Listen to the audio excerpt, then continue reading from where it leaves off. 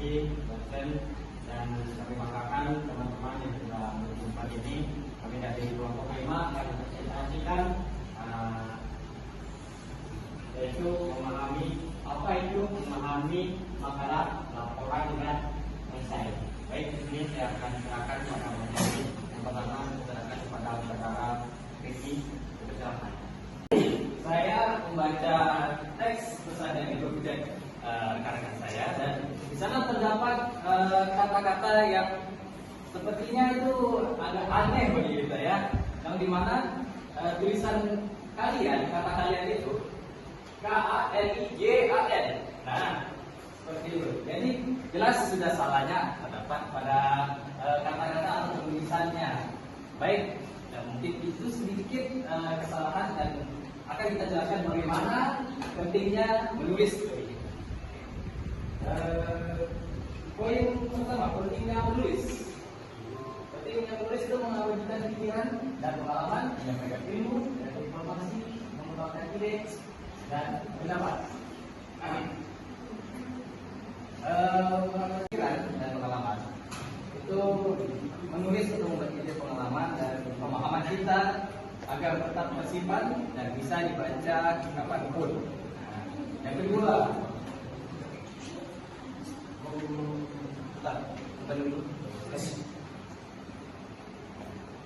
yang pertama, menyampaikan ilmu dan informasi. Tulisan menjadi sarana untuk berbagi pengetahuan kepada orang lain secara jelas dan terstruktur.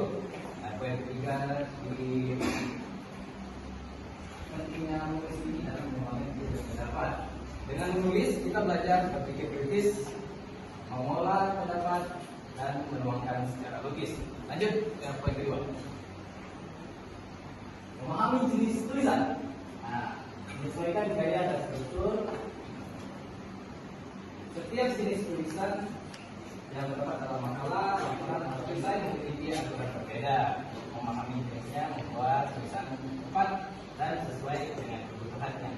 Kita ingin sampaikan dalam materi kita di makalah, esai, maupun teks-teks sebagainya.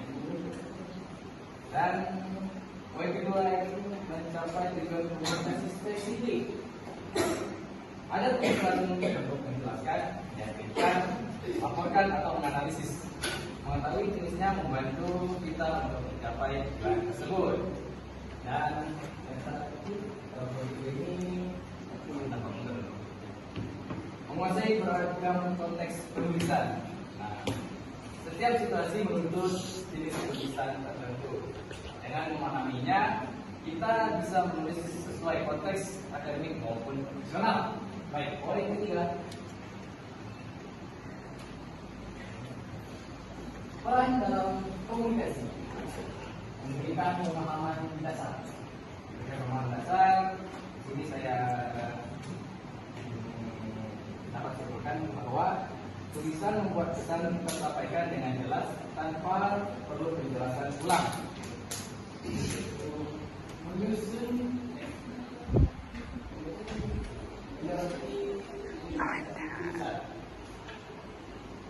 tulisan memberikan informasi secara tuntut agar mudah dipahami oleh pembaca.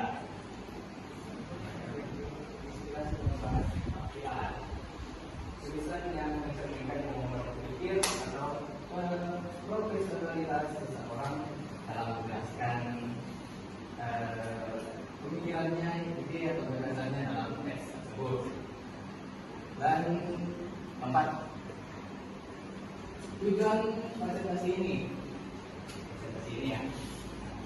Tujuan presentasi ini satu, untuk alat komunikasi efektif dan efisien, secara sistematis, secara profesional. Mengapa sih kita harus membedakan ketiga poin yang sebelumnya itu? Nanti Bang.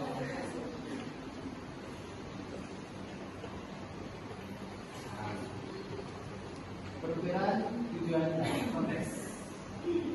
Tujuan adalah hasil yang ingin dicapai, misalnya atau melaporkan, dan konteksnya merujuk pada situasi di mana komunikasi terjadi, membedakan kita untuk kejelasan.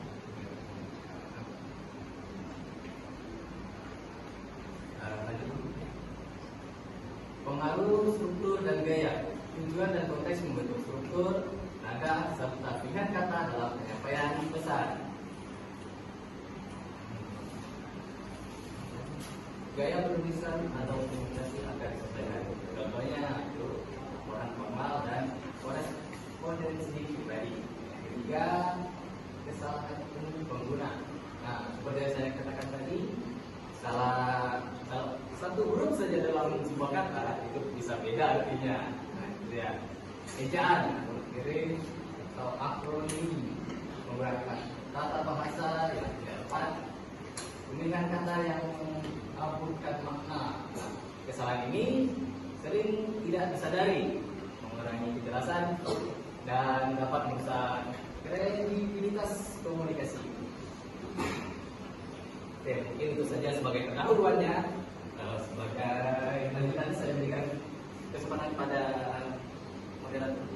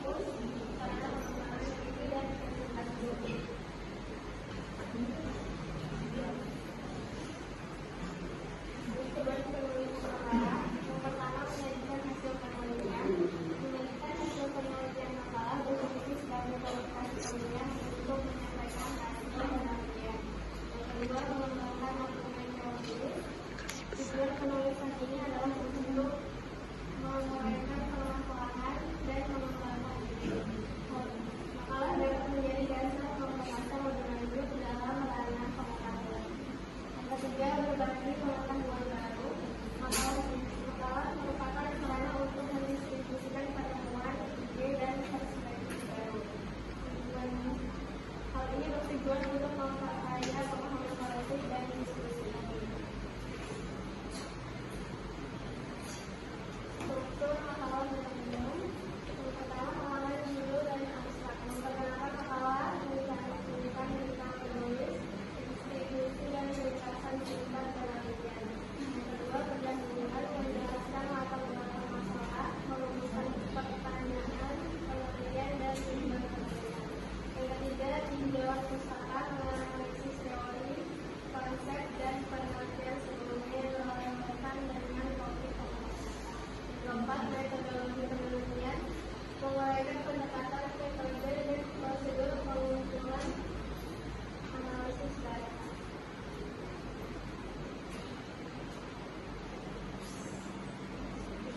Disuruh menemukan struktur makalah. Nah, hasil dan pembahasannya yang pertama itu memaparkan dan menganalisis hasil penelitian secara detail. Nah, yang kedua, kesimpulan dasar itu melakukan temuan utama penelitian secara tegas. Dan yang ketiga, daftar pustaka itu menyediakan daftar lengkap dari sumber informasi yang digunakan dan dikutip dalam makalah. Yang keempat adalah lampiran, berisi materi pelengkap yang esensial, namun tidak dimasukkan dalam teks utama, seperti data mentah, instrumen penelitian, dan transkrip wawancara. Next. Baik, ini gaya bahasa dan format makalah. Nah, dalam gaya bahasa ini itu menekankan objektivitas dan formalitas dalam penyampaian ide. Yang tentunya jelas, lugas dan tidak ambigu, dan menghindari ungkapan personal dan menggunakan terminologi. Yang kedua, penggunaan sumber ilmiahnya yang mengacu pada data, teori, dan penelitian. Terus strukturnya itu ada covernya atau kata pengantarnya. Lanjut di bab 1, untuk pendahuluan, bab 2 untuk pembahasan, bab 3 penutup, dan terakhir daftar pustaka. Dan yang terakhir standar format kutipan. Tentunya pedoman gaya kutipan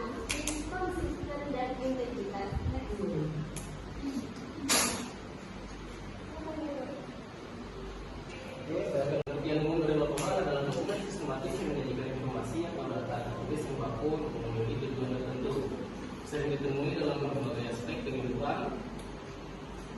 Tujuan utama laporan menyajikan informasi terstruktur, dasar pengambilan keputusan, sumber informasi dan dokumentasi, mengevaluasi performa atau hasil. Konteks penggunaan laporan, yang konteks bisnis, memahami performa strategi, konteks akademis, hasil belajar, tugas, penelitian, teknis, dokumentasi, proyek penguatan.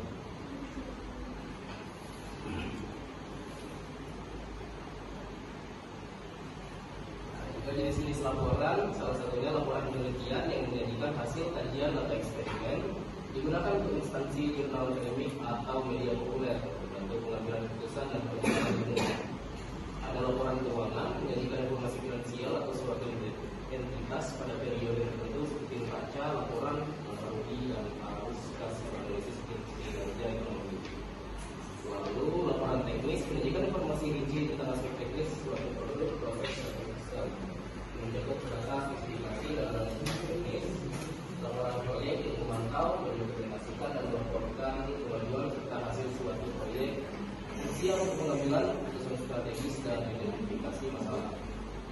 Lalu laporan perjalanan kegiatan mendokumentasikan rincian perjalanan dinas atau kegiatan yang telah dilaksanakan, termasuk tujuan hasil dan anggaran yang digunakan.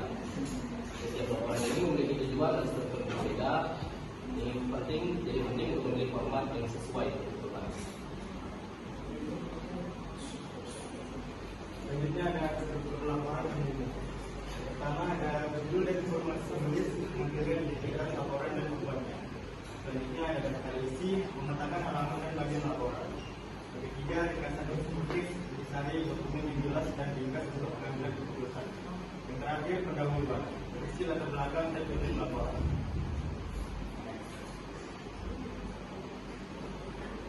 Struktur laporan lanjutan. Lanjutkan pembahasan struktur laporan. Bagian ini fokus pada detail inti laporan hingga pelengkapnya. Yang pertama, isi laporan. Pertama ada metode, pendekatan dan prosedur penelitian. Yang kedua temuan, hasil objektif dan penelitian. Yang terakhir, diskusi, analisis dan interpretasi temuan. Yang kedua ada kesimpulan, ringkasan singkat poin-poin utama laporan dan jawaban tanya penelitian. Yang ketiga ada rekomendasi dan tindakan konkret berdasarkan kesimpulan dan temuan untuk perbaikan atau implementasi. Yang keempat, lampiran tentang pustaka. Lampiran materi tambahan pendukung laporan. Yang kedua, pustaka, sumber yang dikutip dalam laporan.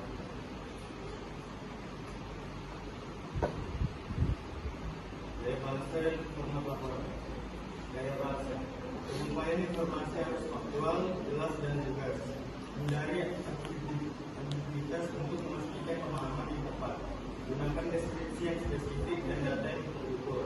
Ini membantu pembaca memahami skala dan signifikansi temuan. Yang kedua ada format laporan. Informasi disajikan secara logis dengan struktur yang terorganisir. Alur narasi yang komprehensif sangat penting untuk memudahkan pembaca. Visualisasi data seperti grafik dan tabel meningkatkan pemahaman, membuat data kompleks lebih mudah dicerna dan diinterpretasi.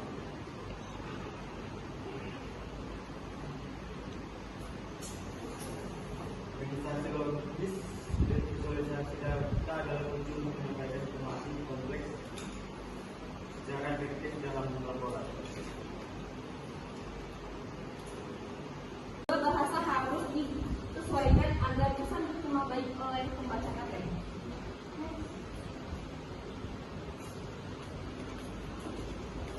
Oke, selanjutnya ada perbandingan makalah dan laporan. Salah satunya adalah tujuan dan fokus utama. Makalah meringkas pemahaman pelajaran atau tinjauan literatur awal, sedangkan laporan menyajikan hasil pengamatan penelitian, menjelaskan proses dan temuan. Lalu untuk yang kedua, struktur dan format. Struktur makalah, latar belakang, tinjauan pustaka, bahasa dan kesimpulan. Kalau laporan itu abstrak, pendahuluan, metodologi, hasil, pembahasan dan kesimpulan. Tiga, tingkat formalitas dan objektivitas. Tinggi fokus pada validitas, dapat interpretatif, dapat laporan sangat tinggi berbasis fakta, tidak bias dan jelas. 4. Contoh penggunaan dalam praktik. Pertama, tugas mata kuliah, makalah seminar, literatur. Kalau untuk laporan adalah laporan penelitian, laporan proyek, praktikum, lalu pembayaran laporan kewajiban.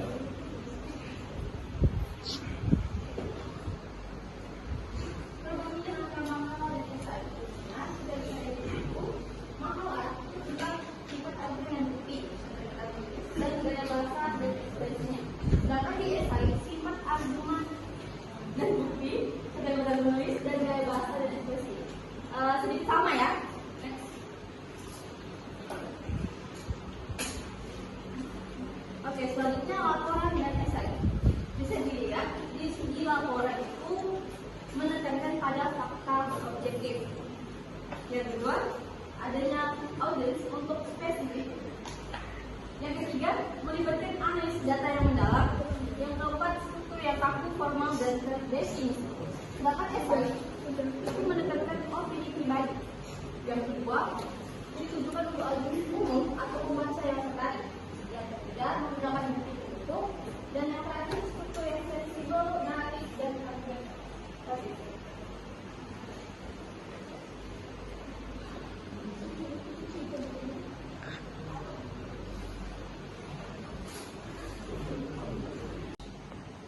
Oke, baik, terima kasih. Kita sudah mengunjungi penyampaian materi. Teman-teman juga ada penangkapan sedikit lah. Tapi di sini kita akan membuka tanya sesi. Saya persilakan untuk teman-teman semua untuk bertanya pada kelompok kami apa yang tidak dipahami, kami usahakan bisa jawab. Jadi persilakan. Mungkin dari saya, saudara Hasan. Jadi saya sedikit menotis dari bagian esai sudah dijelaskan oleh pemateri sebelumnya. Salah satu struktur esai adalah hook. Nah, menurut kalian apa itu hook dan seberapa penting hook dalam esai? Ketika hook tidak ada, apa sih dampak dari esai itu? Kemudian kita tidak tahu.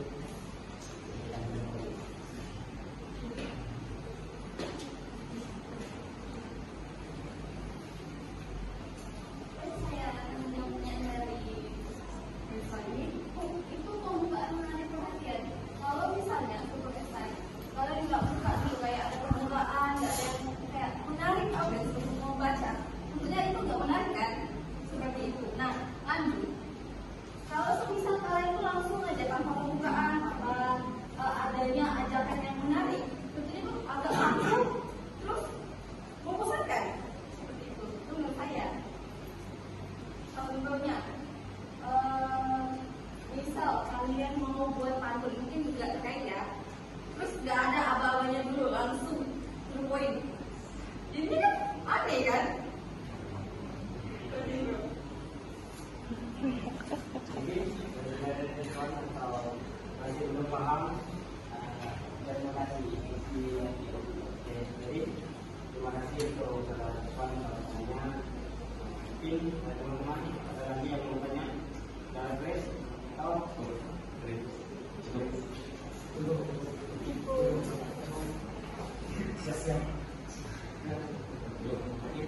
Baik, terima kasih teman-teman yang mendengarkan kelompok kami dari kelompok 5